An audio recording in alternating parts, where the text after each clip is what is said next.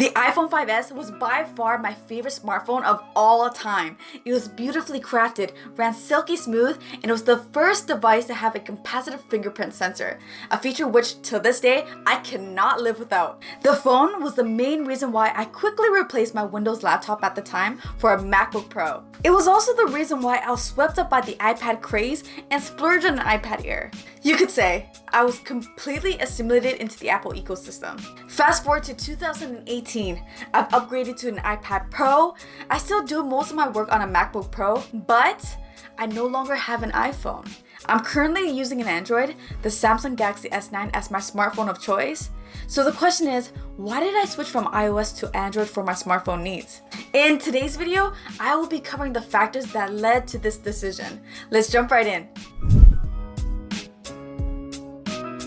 The jump from a BlackBerry to the iPhone 5S definitely spoiled me and had me expecting that type of wow factor and innovation with each new phone purchase. When the iPhone 6 came out, I felt like it was a step backwards in terms of design, so I stuck with the 5S for another year. No problem, since the 5S was still a very capable phone. I was once again disappointed with the unveiling of the 6S. I knew design-wise, it wasn't going to change much, since Apple never makes any major design changes with their S releases. Features like Apple Pay and 3D Touch didn't really appeal enough to me to justify an upgrade. They also released the SE models at this point, but after over 2 years with the 5S, I wanted my next device to be fresh and new both on the inside and outside. So I decided to hold off again for the iPhone 7. When that came out, the removal of the headphone jack as well as a far too similar design had me thinking, what else is out there? It was also at this time that my husband purchased the Note 7. I absolutely loved the design. It was so gorgeous. Yes, we all know the tragedy that was the Note 7, but it was that phone that had me thinking, wow, Android phones are not at all that bad. They actually look very premium. I still had my foot halfway through the door, but was curious to see what it would be like to use Android for the first time. My husband suggested I use his old OnePlus 3T to test the waters before investing in a flagship Android device. The transition was very hard. There were times when I wanted to go back to the iPhone 5S or head to the Apple Store and buy the iPhone 7 since it was what I knew and was so used to. But I hated the idea of giving up, so I started watching YouTube videos on Android smartphones and realized how much I didn't know about Android and its capabilities. After using the OnePlus 3T for a few months, I came to a few conclusions. 1. Android phones aren't the laggy mess that people seem to think they are. My experience with the OnePlus 3T was very smooth and I don't remember having an app ever crashing on me. 2. You can customize the phone way more. Once you have the freedom, it almost feels too restrictive on an iPhone. You can even have a super minimalistic setup that totally outdoes the iPhone if that's what you prefer. 3. The OnePlus 3T was substantially cheaper than the iPhone. It made me start to wonder, how much is too much for a smartphone? 4. I really miss the cohesive way my other Apple devices work together with the iPhone. From iMessages to Notes and AirDrop, everything in the ecosystem complemented each other. So with the release of the iPhone 10, I was excited to jump back onto the iPhone train, even though I was warming up to the Android experience. The price, however, had me baffled. Here in Canada, the baseline iPhone 10 64GB after taxes is $1,490.64. I was willing to put up with the notch.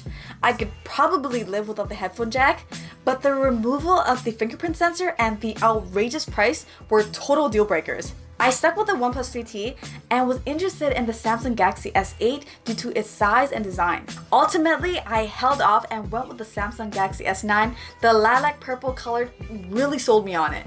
Good job, Samsung. With a $200 trade-in promo that the Samsung store was running, the S9 cost me in total $858.79. That's approximately $650 cheaper than the cost of the iPhone 10. It's not as though I'm unwilling to spend the money on a good product, it just needs to be justifiable. I paid for a MacBook Pro since I edit on Final Cut.